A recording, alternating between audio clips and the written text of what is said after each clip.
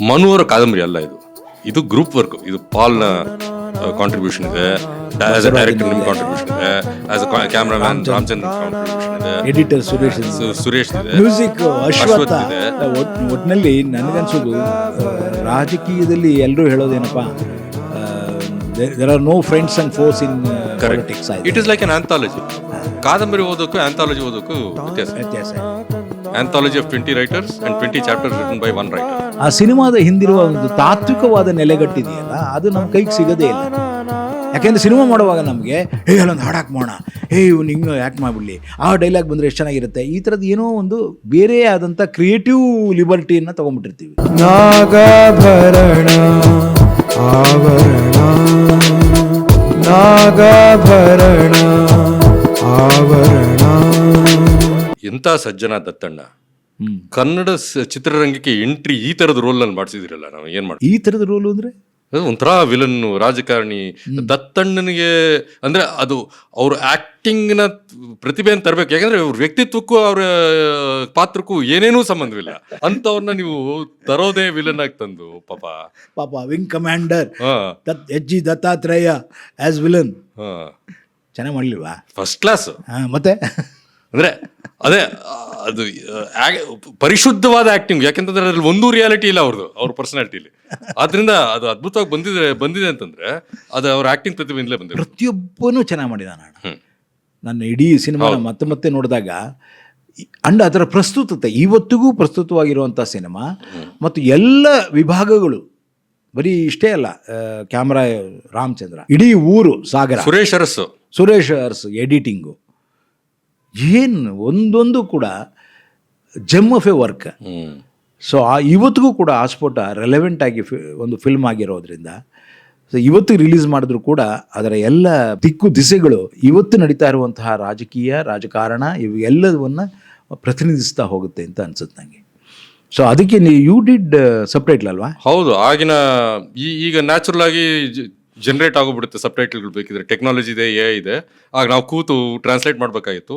ಕನ್ನಡದ ಲೇಖಕರಲ್ಲಿ ಸ್ವಲ್ಪ ಇಂಗ್ಲೀಷ್ ಗೊತ್ತಿದ್ದವ್ ನಾನೇ, ಅದರಿಂದ ನಾನು ಹಿಡ್ಕೊಂಡು ನನ್ನ ಕೈಯಲ್ಲಿ ಟ್ರಾನ್ಸ್ಲೇಟ್ ಮಾಡಿಸೋದ್ರಿಂದ. ಬಟ್ ಒಳ್ಳೆ ಟ್ರಾನ್ಸ್ಲೇಷನ್ ಆ್ಯಕ್ಚುಲಿ. ಅದರಿಂದಾಗಿ ಒಂದು 4 ಫೆಸ್ಟಿವಲ್ ಅಟೆಂಡ್ ಆಯ್ತು. ಭಾಳ ಸಬ್ಟೈಟಲ್ ಮಾಡಿಕೊಟ್ಟೆ ಅಲ್ವಾ?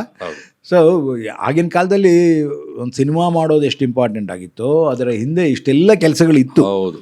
ಸಬ್ಟೈಟ್ಲ್ ಮಾಡೋದಕ್ಕೆ ನೀನು ಬೇಕಾಗಿತ್ತು, ಅದನ್ನು ಪ್ರಿಂಟ್ ಹಾಕೋದಕ್ಕೆ ರಾವ್ಕೋ ಥರ ಬಾಂಬೆನಲ್ಲಿ ನಡೀತಾ ಇತ್ತದು. ನನಗೆ ಗೊತ್ತು. ಈ ಕೆನರಾ ಬ್ಯಾಂಕ್ ಇದು ಮಾಡಿದಾಗ ಕ್ಯಾರೆಕ್ಟರ್ ಜನರೇಟರ್ ಅಂತ ಏನೋ ಒಂದು ಬಂದಿತ್ತು. ಹೌದು. ಅದನ್ನ ಇಟ್ಕೊಂಡು ಭಾಳ ಖುಷಿ ಆಗ್ಬಿಟ್ಟಿದೆ. ಏನೋ ತಾನೇ ಕ್ಯಾರೆಕ್ಟರ್ ಜನರೇಟ್ ಆಗುತ್ತೆ ಅಂತ, ಏನೋ ಟೈಪ್ ಮಾಡಿದ್ರೆ ಸ್ಕ್ರೀನ್ ಮೇಲೆ ಬರುತ್ತೆ ಅಂತ. ಸೊ ಪ್ರತಿಯೊಂದು ಡೆವಲಪ್ಮೆಂಟಲ್ಲಿ ನಾವೀಗ CG ಅಂದರೆ ಕಂಪ್ಯೂಟರ್ ಗ್ರಾಫಿಕ್ಸ್, ಅವಾಗ CG ಅಂದರೆ ಕ್ಯಾರೆಕ್ಟರ್ ಜನರೇಷನ್ ಆಗಿತ್ತು.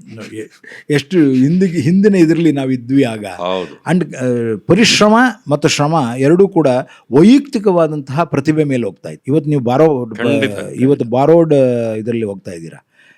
ಆಗಲಿ ಇನ್ನೊಂದಾಗಲಿ ನಿನ್ನ ಜೀನಿಯಸ್ನೆಸ್ನ ಅಥವಾ ನಿನ್ನ ವಿದ್ವತ್ತನ್ನು ಅದು ಇದು ಮಾಡ್ತಾ ಇರಲ್ಲ, ಅದು ನಿನ್ನನ್ನು ಪ್ಯಾರಾಸೈಟ್ ಮಾಡ್ತಾ ಇರುತ್ತೆ ಒಂದು ಅರ್ಥದಲ್ಲಿ. ಈಗ ನಮ್ಮ ವಿದ್ಯಾರ್ಥಿಗಳು ಒಂದೊಂದು ಸರ್ತಿ ಚಾಟ್ GPT ಉಪಯೋಗಿಸ್ಕೊಂಡು ತಮ್ಮ ವಿಚಾರಗಳನ್ನ ಬಹಳ ಅದ್ಭುತವಾಗಿ ಪಾಲಿಶ್ ಮಾಡಿ ಪ್ರೆಸೆಂಟ್ ಮಾಡ್ತಾರೆ. ಒರಿಜಿನಲ್ ಭಾಷೆನೇ ಇಲ್ವಲ್ಲ, ನಿನ್ನ ಒರಿಜಿನಲ್ ಭಾಷೆ ಬೇಕು ಅಂತ ಅಲ್ವಾ? ಹೌದು. ಬರೆಯೋದು ಕಮ್ಮಿನಾ? ಈಗಿನ ಹುಡುಗರು ಬರೆಯೋದೇ ಇಲ್ವಲ್ಲ. ಇಲ್ಲ, ಬರೆಯೋದು ಕಮ್ಮಿ. ಬಟ್ ಆದ್ರೆ ಏನಾಗುತ್ತೆ ಅಂತಂದ್ರೆ ಅವ್ರ ಪರ್ಸನಾಲಿಟಿ ಹೋಗ್ಬಿಡುತ್ತೆ. ಅವ್ರ ವಿಚಾರ ಇದೆ ಅದರಲ್ಲಿ, ಆದ್ರೆ ಒಟ್ಟಾರೆ ಪರ್ಸನಾಲಿಟಿ ಬರೋದೇ ಇಲ್ಲ. ಸೊ ನಿನ್ನ ಸ್ಟೂಡೆಂಟ್ಸ್ಗಳು ನೋಡ್ತಾ ಇರೋದ್ರಿಂದ ಯುನೋ ಬೆಟರ್. ಇವತ್ತಿನ ಸೈಂಟಿಸ್ಟ್ಗಳನ್ನು ನೀವು ನೋಡ್ತಾ ಇರ್ತೀಯ. ಅದರಿಂದಾಗಿ ಒಟ್ಟಿನಲ್ಲಿ ಆ ಸ್ಫೋಟ ಒಂದು ಫಿಲ್ಮ್ ಆಗಿ ನಿನಗೆ ಈ ಎಲ್ಲ ಅನುಭವಗಳ ಜೊತೆಯಲ್ಲಿ ನಾಳೆಗೆ ಏನನ್ನು ಕೊಡ್ಬೋದು ಅದು ಇವತ್ತಿನ ಇದರಲ್ಲಿ ಒಂದು ಅಫ್ಕೋರ್ಸ್ ಅಂದರೆ ಅದು ಭಾಳ ಅದ್ಭುತವಾಗಿ ತೆರೆದಿಡೋದೇನು ಅಂತಂದರೆ how we can succumb to politics ಅನ್ನೋದನ್ನ. ನಾವು ಮಾತು ಜನರನ್ನು ನಂಬಿಡ್ತೀವಿ, ಅನುಮಾನ ಪಡೋದಿಲ್ಲ. ಅನುಮಾನ ಪಡದೇ ಇರೋ ಥರ ಅವ್ರು ನಂಬಿಕೆ ಹುಟ್ಟಿಸ್ತಾರೆ. ಆದರೆ ಅನುಮಾನ ಪಡಬೇಕಾ ಅನ್ನೋ ಒಂದು ಪ್ರಶ್ನೆಯನ್ನು ನಾವು ಕೇಳ್ಕೊಳ್ಳೋಂಗೆ ಮಾಡುತ್ತೆ. ಒಂದು ಯಾವ ರೀತಿಯಾಗಿ ರಾಜಕಾರಣಿ ಕೊಡೋ ಒಂದು ಆಶ್ವಾಸನೆಯನ್ನು ನಂಬೋದು, ಎಲ್ಲಿಯವರೆಗೂ ಅವರು ನಮ್ಮ ಜೊತೆ ಇರ್ತಾರೆ ಅನ್ನೋದು, ಆ ಒಂದು ಆಪರ್ಚುನಿಸಮ್ ಇದೆಯಲ್ಲ, ಅದು ಭಾಳ ಸಾಮಾನ್ಯ ಆಗೋಗ್ಬಿಟ್ಟಿದೆ ಈ ನಡುವೆ. ಆ ಒಂದು ಎಲಿಮೆಂಟ್ ಭಾಳ ಕ್ಲಿಯರ್ ಆಗಿ ಬರುತ್ತೆ ಅದರಲ್ಲಿ, ಅಲ್ವಾ? ಕ್ಲಿಯರ್ ಆಗಿ ಬರುತ್ತೆ. ಆದರೆ ಒಂಥರ ಹೇಗೆ ಟ್ರ್ಯಾಪ್ ಆಗ್ತಾ ಹೋಗ್ತಾರೆ ಒಬ್ಬೊಬ್ಬರೇ ಒಂದು ಸಣ್ಣ ಎಪಿಸೋಡಿಂದ ಆಗೋದು ಅದು ಟಾಯ್ಲೆಟ್ಗೆ ಹೋಗೋದು, ಅಲ್ಲಿಂದ ಮುಂದಕ್ಕೆ ಅವನು ನಮ್ಮ ಶ್ರೀಧರ್ ಮೇಷ್ಟ್ರಾಗಿ ಕೂಡ ಅವನು ಒಂದು ಟ್ರ್ಯಾಪ್ ಆಗ್ತಾನೆ ಒಂಥರ. ಇವರಿಬ್ಬರ ಗಲಾಟೆಗಳು ಮಾಡಿದ್ರೆ ವೈಲೆನ್ಸ್ ಬೇಡ ಅಂತ ಅಂದ್ಬಿಟ್ಟು ಅವನು ಟ್ರ್ಯಾಪ್ ಆಗ್ತಾನೆ, ಎಲ್ಲರೂ ಟ್ರ್ಯಾಪ್ ಆಗ್ತಾ ಹೋಗ್ತಾರೆ. ಬಟ್ ಒಂದೇನು ಅಂತಂದ್ರೆ ಕಡೆಗೆ ರಾಜಕಾರಣಿನೂ ಟ್ರ್ಯಾಪ್ ಆಗ್ತಾನೆ, ಅವನು ಟ್ರ್ಯಾಪ್. ಆದ್ರೆ ಒಂದು ಸಮಯದ ಒಂದು ವಿಭಿನ್ನತೆ ಏನು ಅಂತಂದ್ರೆ, ಈಗ ಸಿನಿಮಾ ಮಾಡಿದ್ರೆ ಬಾಡಿ ಕ್ಯಾಮ್ ಆಗ್ತಾ ಇತ್ತು, ಆಗ ಸಿನಿಮಾ ಮಾಡಿದ್ರಿಂದ ಟೇಪ್ ರಿಕಾರ್ಡರ್ ಆಯ್ತು ಅಂತ ಅಷ್ಟೇ. ಸ್ಟಿಂಗ್ ಆಪರೇಷನ್ ಅದು ಸ್ಟಿಂಗ್ ಆಪರೇಷನ್. ಒಟ್ಟಿನಲ್ಲಿ ನನಗನ್ಸೋದು ರಾಜಕೀಯದಲ್ಲಿ ಎಲ್ಲರೂ ಹೇಳೋದೇನಪ್ಪ, there are no friends and foes in politics ಅಂತ, love and war also, love and war ಅಂತ ಆ ಥರದ್ದು ಏನೋ ಒಂದು ಸೇಯಿಂಗ್ ಹೇಳ್ಬಿಟ್ಟು ತಮ್ಮ ಬದ್ಧತೆಗಳನ್ನು ಗಾಳಿಗೆ ತೂರು ಬಿಡೋದು, ತಮ್ಮ ವೈಚಾರಿಕ ಬದ್ಧತೆಗಳನ್ನು ಗಾಳಿಗೆ ತೂರು ಬಿಡೋದು. ಹೌದು, ಆಪರ್ಚುನಿಸಮ್ ಅಂತ ಹೇಳಿದೆಯಲ್ಲ, ಅದನ್ನು ಇಲ್ಲಿ ಹೆಂಗೆ ಬೇಕಾದ್ರೆ ಬಳಸ್ಕೋಬೋದು. ಅವರು ತನ್ನ ಪರವಾಗಿ ಬೇಕಾದ ಸೆಲ್ಫಿಶ್ ಅದೇ ಮೋರ್ ದೆನ್ ಪಬ್ಲಿಕ್ಗೆ ಸಹಾಯ ಆಗುತ್ತೆ, ಅದು ಪಬ್ಲಿಕ್ಗೋಸ್ಕರ ಅನ್ನೋದು ಒಂದು ಇದು ಅಲ್ಲ. ಬಟ್ ಅದೇ ಸಮಯಕ್ಕೆ ನೀವು ನೆನ್ಪು ಮಾಡ್ಕೊಳ್ಳಿ, ಆ ಸಮಯಕ್ಕೆ ಎಂತ ಒಳ್ಳೆ ರಾಜಕಾರಣಿಗಳು ಇದ್ರು ಅಂತ. ನೀವು ರಂಗನ ಮಾತು ಹೇಳಿದ್ರಿ, ರಂಗ ಅವ್ರ ತಂದೆ ಶಾಮಣ್ಣ ಅವರು ಯಾವ ಪಾರ್ಟಿ ಅಲ್ಲ, ಸ್ವಂತವಾಗಿ ಬಂದು ನಿಂತ್ರು ಇಡೀ ಸೌತ್ ಬ್ಯಾಂಗ್ಳೂರ್ ಅವ್ರು ಓಟ್ ಆಗ್ತಾ ಇತ್ತು. ಹೌದು, ಯಾಕೆ? ಮನುಷ್ಯ ಅಪರಂಜಿ ಕೊಟ್ಟ ಮಾತಿಗೆ ಇದು. ಮತ್ತೆ ಅವರೇ ಖುದ್ದು ಬಂದು ಕ್ಯಾನ್ವಾಸ್ ಮಾಡ್ತಾ ಇದ್ರು, ಯಾರು ಒಡ್ಡೊಳಗ ಇಲ್ಲ, ಏನು ಇಲ್ಲ. And he was accessible to all. ಆ ತರದ ರಾಜಕಾರಣಿಗಳು ಇದ್ರು ಆ ಕಾಲದಲ್ಲಿ. ಸೈಕಲ್ ಇವತ್ತಿಗೂ ಜ್ಞಾಪಕ ಇದೆ, ಅವ್ರು ಸೈಕಲ್ ಹೊಡ್ಕೊಂಬರೋರು. ಹೌದು, ಸೈಕಲ್ ಹೊಡ್ಕೊಂಬಂದು ನೀವು ಯಾರು ಪ್ರಾಬ್ಲಮ್ ಇದ್ರು ಅವ್ರ ಮನೆ ಮುಂದೆ ನಿಂತಿರೋರು. ಫಂಟ್ಯಾಸ್ಟಿಕ್ ಫೆಲೋ ನೋಡಿ. ಅಂಥವ್ರ ಜೊತೆಯಲ್ಲಿ ಬೆಳೆದವ್ರು ನಾವು, ರಂಗನ ಜೊತೆಯಲ್ಲಿ ಬೆಳೆದವ್ರು ನಾವು. ಸೊ ಒಂದು ಅರ್ಥದಲ್ಲಿ ಇವರೆಲ್ಲ ಆದರ್ಶ ನಮಗೆ ನಿಜವಾಗ್ಲು.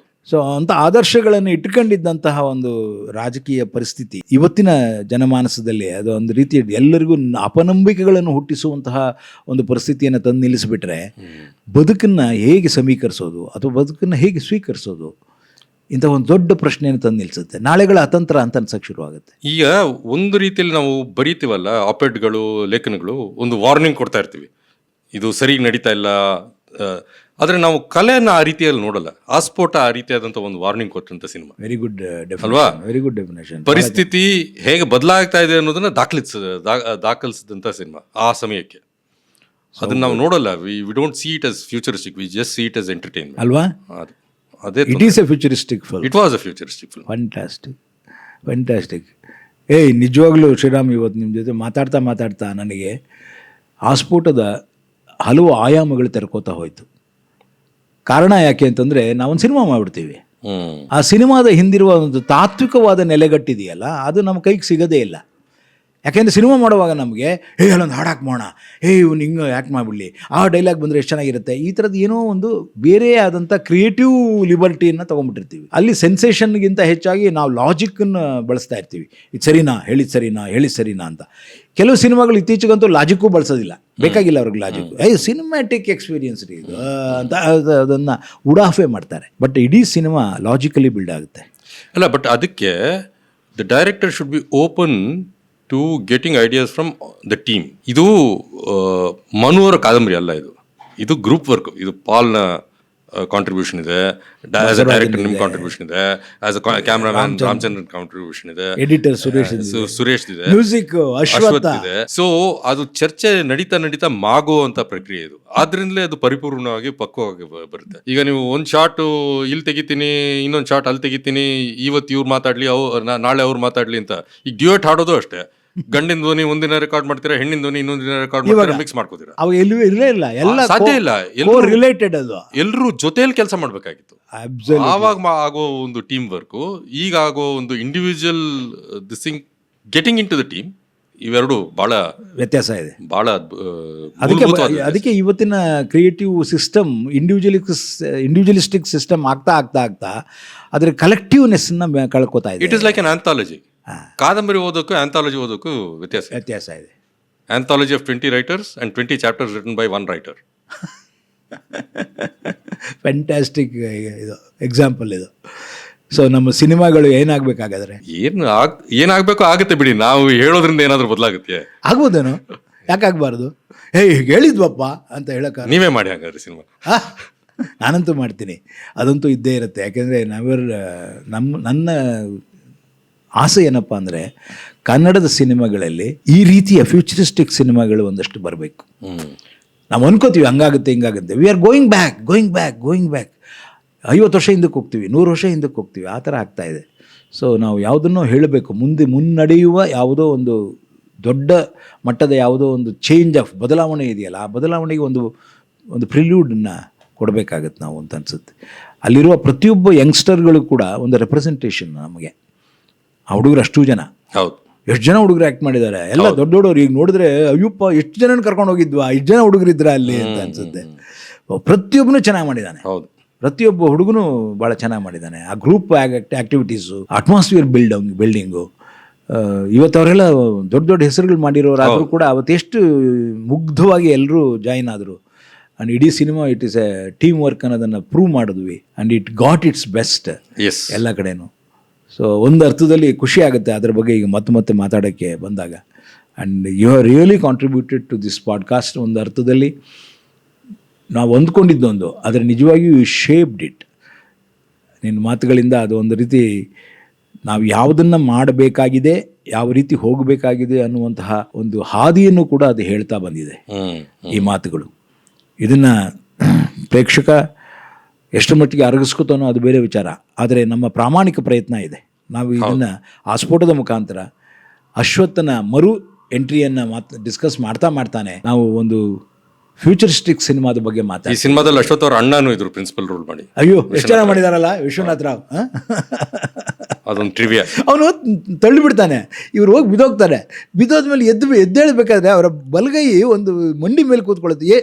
ಎಷ್ಟು ನ್ಯಾಚುರಲ್ ಆಗಿ ಅದು ವರ್ಕ್ ಆಗುತ್ತೆ ಅಂತಂದ್ರೆ ಇಟ್ ವಾಸ್ ಸೋ ಗುಡ್. ಆಮೇಲೆ ಅದನ್ನು ಎಲ್ಲ ಕೆಲಸ ಮಾಡ್ತಾರೆ ಅವರು, ತಾಂತ್ರಿಕವಾಗಿ ಎಲ್ಲೋ ಕೆಲಸ. ಹೌದು, ಈ ವಾಸ್ ಅನ್ ಇಂಜಿನಿಯರ್ ಅಲ್ಲ, ಏನು ಇಂಜಿನಿಯರ್ಗಳ ಕೂಟ. ಅವರು ನಮ್ಮ HL ಪಬ್ಲಿಕ್ ಸೆಕ್ಟರ್ ಕೆಲಸ ಮಾಡ್ತಾರೆ ಅಲ್ವಾ. ಒಟ್ಟಿನಲ್ಲಿ ಈ ಸಿನಿಮಾ ನನ್ನ ನೆನಪುಗಳನ್ನು ಕೆದಕ್ತಾನೆ ಪ್ರೇಕ್ಷಕನಿಗೆ ಆಸ್ಫೋಟದ ನಿಜವಾದ ಅರ್ಥವನ್ನು ತಲುಪಿಸೋಕ್ಕೆ ಪ್ರಯತ್ನ ಪಡ್ತಾ ಇದ್ದೇವೆ. ಅದರಲ್ಲಿ ಶ್ರೀರಾಮನ ಕೊಡುಗೆ ಇವತ್ತು ಬಹಳ ಅಪಾರ. ಸೊ ಇದಕ್ಕಾಗಿ ಇನ್ನೊಮ್ಮೆ ಸಾಧ್ಯವಾದರೆ ಇನ್ನೊಮ್ಮೆ ಭೇಟಿ ಆಗೋಣ. ಈ ಥರದ ಹಲವು ಯೋಚನೆಗಳಿದೆ. ಸೊ ನಾನು ನೀನು ಮತ್ತೆ ಕೂತ್ಕೊಂಡು ಒಂದಷ್ಟು ಮಾತಾಡೋಣ. ಇವತ್ತು ಬಂದದ್ದಕ್ಕೆ ನಿಜವಾಗಿಯೂ ತುಂಬ ಧನ್ಯವಾದಗಳು. ಆ್ಯಂಡ್ ಪ್ರೇಕ್ಷಕರೇ, ಶ್ರೀರಾಮ್ ಯಾರು ಅಂತ ಹೇಳ್ತಾನೆ ನಿಮಗೊಂದು ಹೊಸ ಇದನ್ನು ಕೊಡ್ತಾ ಇದ್ದೇನೆ. ಅವನು ಬರೆದ ಹಲವು ಕಥೆಗಳ ಗುಚ್ಛಗಳಿದೆ. ಅವುಗಳಲ್ಲಿ ಒಂದನ್ನಾದರೂ ನೀವು ಓದಿಬಿಟ್ರೆ ಆಗ ಈ ಕನ್ನಡದ ಸಾರಸ್ವತ ಲೋಕ ಶ್ರೀರಾಮನ್ನ ಯಾವ ಎತ್ತರದಲ್ಲಿ ಇಟ್ಟಿದೆ ಅನ್ನೋದು ನಿಮ್ಗೆ ಅರ್ಥ ಆಗುತ್ತೆ. ದಯವಿಟ್ಟು ಇದರ ಮುಖಾಂತರವೂ ಸಾಹಿತ್ಯದ ಕೃಷಿ ನಿಮ್ಮದಾಗಲಿ ಅಂತ ಆಶಿಸ್ತಾ ನಿಮಗೆ ಲೈಕ್ ಮಾಡಿ, ಶೇರ್ ಮಾಡಿ, ಇದೆಲ್ಲ ಮತ್ತೆ ಹೇಳ್ತಾನೆ ಇರ್ತೇನೆ. ಮಾಡಿ ಮತ್ತೆ ಭೇಟಿಯಾಗೋಣ. ನಮಸ್ಕಾರ, ಶುಭವಾಗಲಿ.